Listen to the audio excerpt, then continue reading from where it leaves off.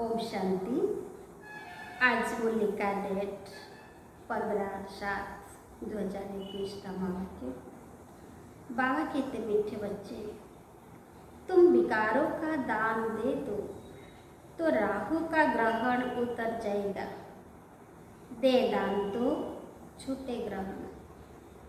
आज बाबा का प्रश्न है, बृहस्पति बाप अपने भारतवर्षी बच्चों पर बृहस्पति की दशा बिठाने के लिए कौन सी स्मृति दिलाते हैं? आज बाबा उत्तर ने कहा, हे भारतवासी बच्चों, तुम्हारा आदि सनातन देवी देवता धर्म अति श्रेष्ठ था। तुम सर्वगुण संपन्न सुलाकला संपूर्ण थे। तुम मुझ सागर के बच्चे काम चिता पर बैठ काले हो गए हो। ग्रहण लग गया है। अब मैं तुम्हें फिर से गोरा बनाने आया हूँ। यह स्मृति आने से बृहस्पति की दशा बैठ जाती है। गीत है, ओम नमो शिवाय। ओम शांति। यह किसकी महिमा सुनी? बेहद के बाप की।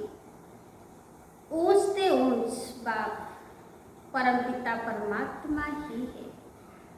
लौकिक बाप के लिए तो सब नहीं कहेंगे।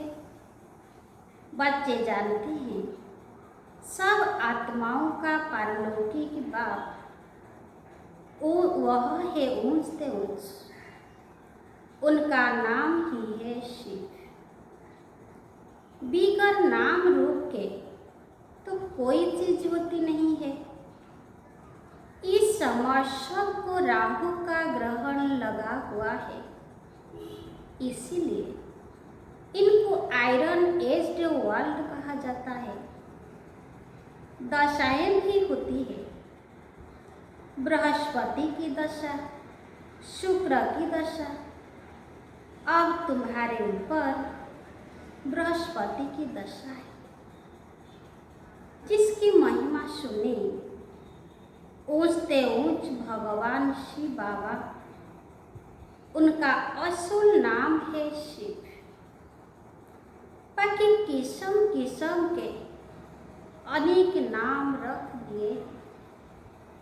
असुल नाम है शिव बाबा। बाप समझाते हैं, मैं बीज रूप चैतन्य हूँ। सचित कहते हैं, फिर कहते हैं वह सुख का सागर है, आनंद का सागर है, शांति का सागर है। महिमा सारी उस एक की ही है। भारतवासी महिमा गाते हैं, परंतु समझते कुछ भी नहीं। एकदम पत्थर बुद्धि हो गए हैं। पत्थर बुद्धि किसने बनाया? रावण ने। सतयुग में भारतवासी पारस बुद्धि थे। आज से 5000 वर्ष पहले यह भारत पारसपुरी था, जिसमें देवी देवता रहते थे। भारत ही अविनाशी खंड गया हुआ है। भारत में ही पारस बुद्धि देवता थे। इस समय पत्थर बुद्धि पतित रहते हैं। पतित कैसे बनते हैं, यह भी बाप ने समझाया है। द्वापर से जब काम चिता पर बैठे हैं तो काले बन जाते हैं। काम अग्नि में सब भस्म हो गए हैं। उसमें भी खास भारत की बात है। भारत में पारस बुद्धि देवताओं का राज्य था। उनको विष्णुपुरी राम राज्य भी कहा जाता था। यह बाप आकर बताते हैं, मीठे मीठे लाडले बच्चों, जब तुम सतयुग में थे, सर्वगुण संपन्न थे। यह तुम्हारी महिमा है। वहाँ विकार होते नहीं।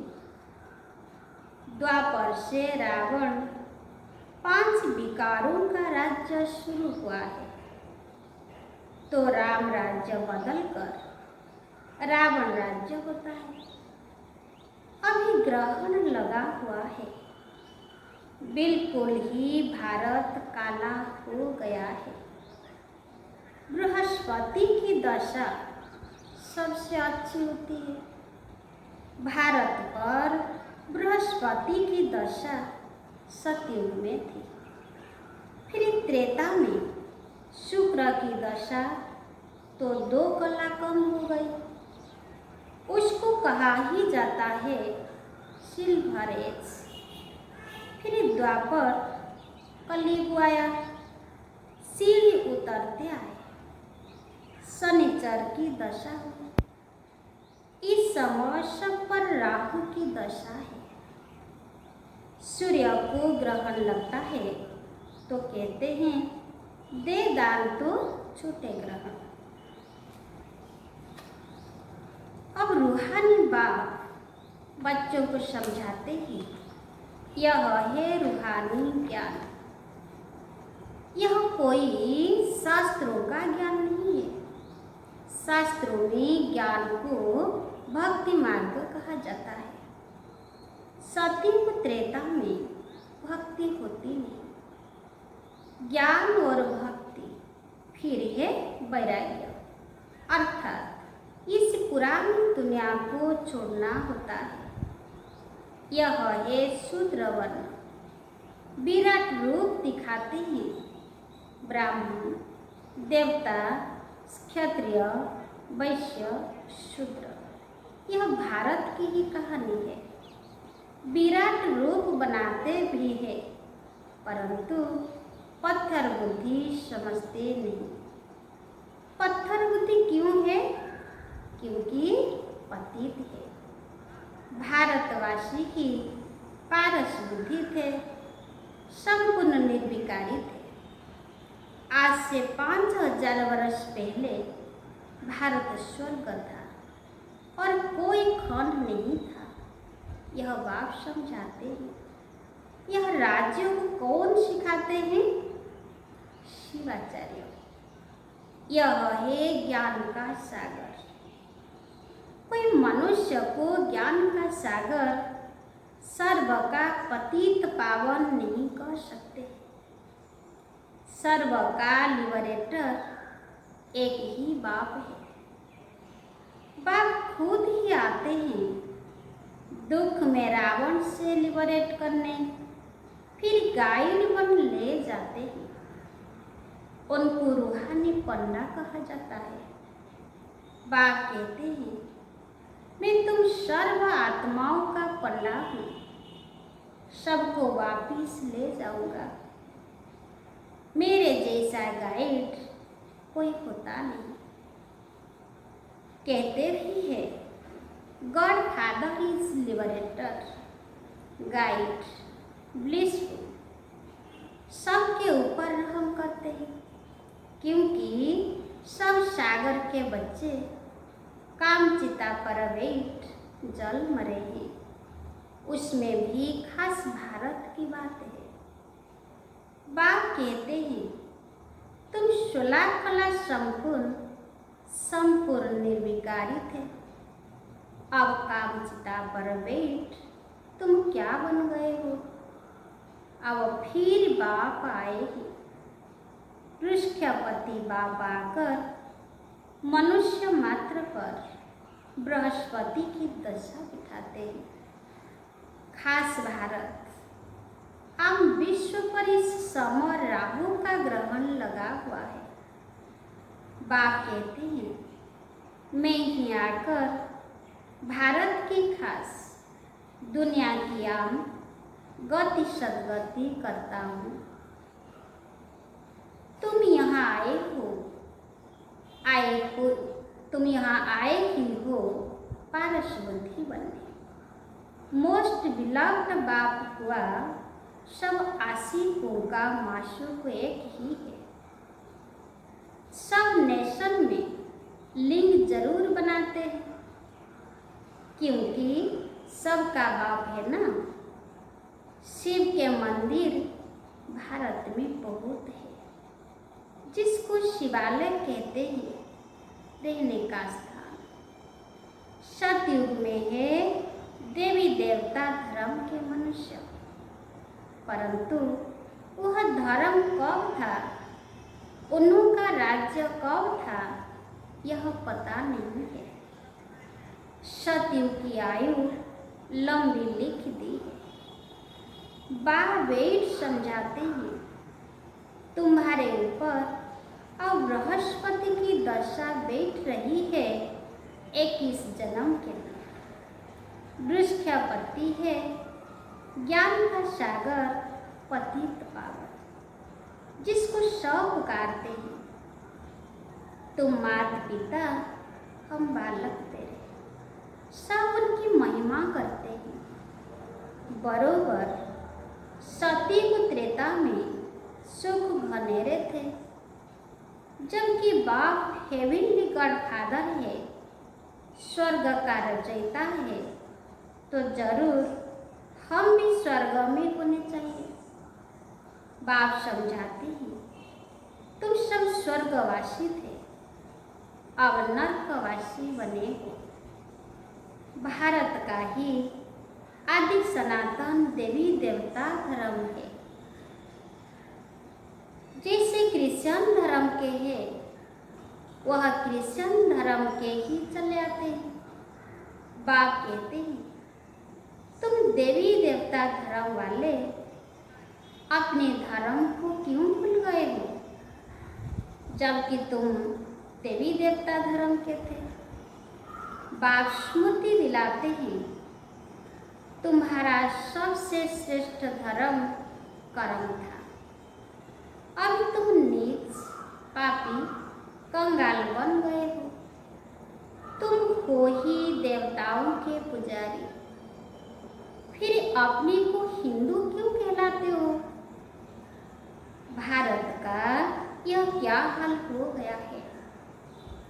जो देवता धर्म के हैं, वह भिखारी बनने के कारण अपने को देवता कहलाते नहीं। बाप कहते हैं, अभी इस पतित दुनिया का अंत है, महाभारत लड़ाई भी खड़ी है। भगवान बस हम तुमको सतयुग के लिए राजी हो सिखाता हूँ। भगवान तो एक ही है, हम उनके बच्चे शालिग्राम के। बाप कहते हैं, तुम जो पूज्य थे, वही पुजारी भगत बन गए हो। अब फिर ज्ञान लेते हो पूज्य देवता बनने के लिए। फिर द्वापर से पूज्य सो पुजारी बन जाएंगे। तुम पूरे 84 जन्म लेते हो।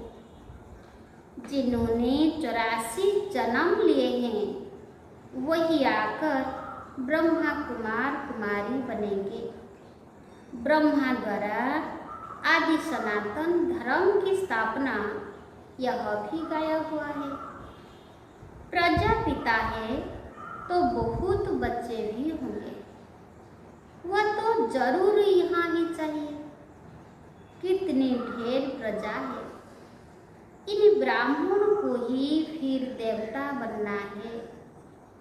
बाप आकर शूद्र से बदल ब्राह्मण धर्म की स्थापना करते हैं।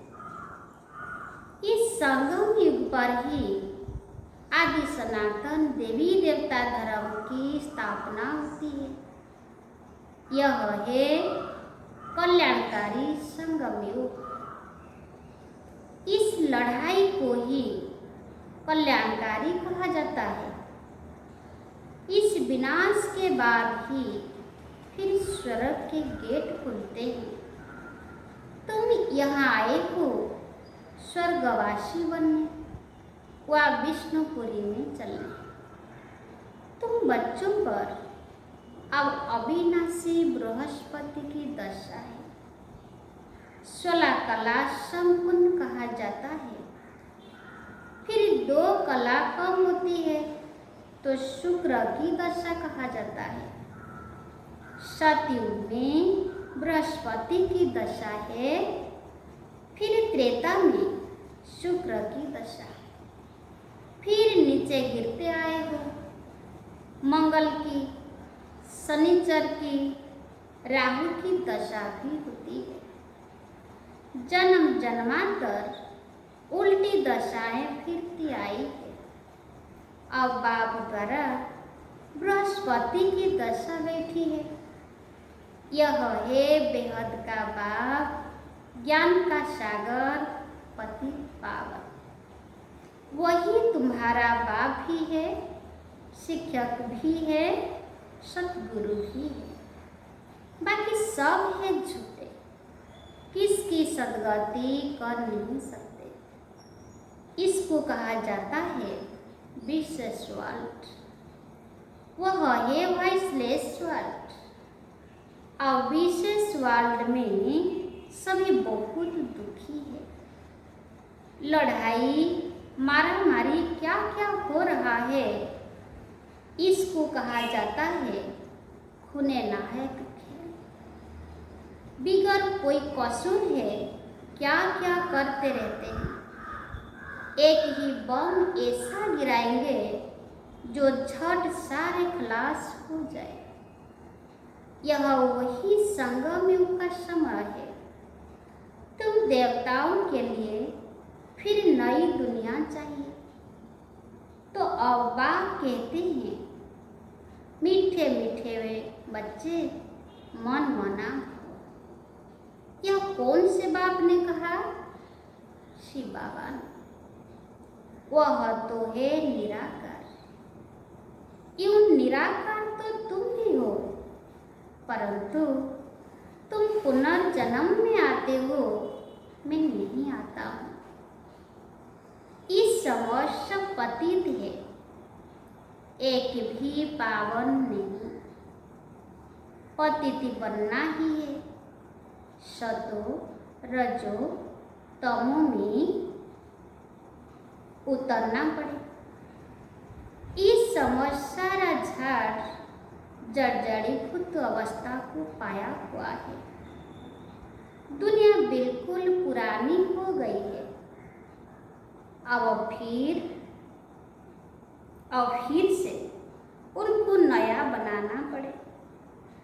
पतित दुनिया में देखो मनुष्य कितने हैं। पावन दुनिया में बहुत थोड़े राज्य करते हैं। एक ही धर्म था और कोई धर्म नहीं था। भारत को ही हेवन कहा जाता है। गाया जाता है, घट ही में सूर्य, घट ही में चंद्रमा। सतयुग में 9 लाख होंगे, फिर पीछे वृद्धि होती है। पहले बहुत छोटा फूलों का झाड़ होता है। कांटों का कितना बड़ा फॉरेस्ट है।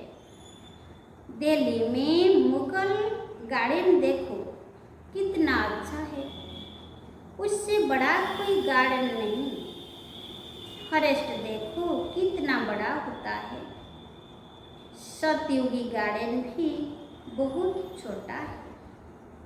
फिर वृद्धि को पाते पाते बड़ा होता जाता है। अभी तो कांटों का जंगल हो गया है। रावण के आने से कांटे बन जाते हैं। यह है कांटों का जंगल। आपस में लड़ते हैं तो एक दो को मारते हैं। कितना क्रोध है। बंदर से भी बदतर कहा जाता है। तो बाप कहते हैं, मेरे लाडले बच्चे, तुम्हारे ऊपर अभी बृहस्पति की दशा है। अब दे दान तो छूटे ग्रहण। संपूर्ण निर्विकारी अब यहाँ बनना है। फिर यह शरीर छोड़ जाकर शिवालय में आ जाएंगे। शिवालय में बहुत सुख होता है। देवी देवताओं का राज्य है। सतयुग को कहा जाता है शिवालय, कलयुग को कहा जाता है वेश्यालय। यह वेश्यालय रावण ने स्थापन किया है। अब बाप कहते हैं पतित से पावन बनना है। कैसे बनेंगे? क्या त्रिवेणी में गंगा में स्नान करने से पावन बन जाएंगे? यह तो जन्म जन्मांतर करते आए हो।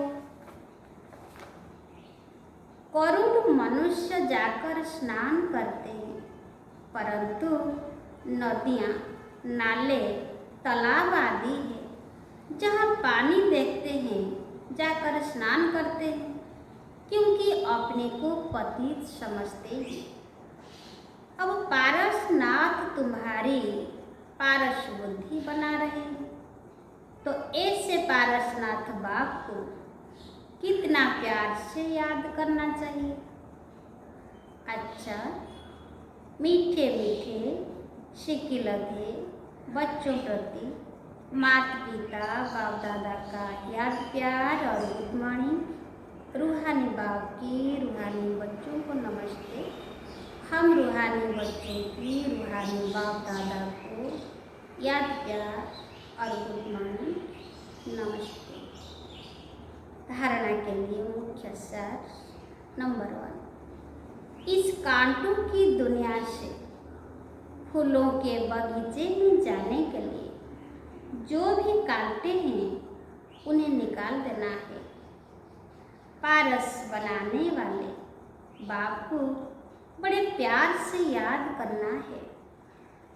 नंबर 2, इस कल्याणकारी संगम युग पर शूद्र से ब्राह्मण शुद्ध देवता बनने का पुरुषार्थ करना है। राहु के ग्रहण को उतारने के लिए विकारों को दान देना है। आज बाबा का वरदान है, संगठन में एक मत और एक रस स्थिति द्वारा सफलता प्राप्त करने वाले सच्चे स्नेही भव। डिटेल्स है, संगठन में एक ने कहा दूसरे ने माना, यह है सच्चे स्नेह का रिस्पॉन्स। ऐसे स्नेही बच्चों का एग्जाम्पल देख और भी संपर्क में आने के लिए हिम्मत रखते हैं। संगठन भी सेवा का साधन बन जाता है। जहाँ माया देखती है कि इनकी यूनिट अच्छी है, घेराव है, तो वहाँ आने की हिम्मत नहीं रखती। एकदम एक मत और एक रस स्थिति के संस्कार ही सतयुग में एक राज्य की स्थापना करते हैं। आज बाबा का स्लोगन है, कर्म और योग का बैलेंस रखने वाले ही सफल योगी है। कर्म और योग का बैलेंस रखने वाले ही सफल योगी है। ओम शांति।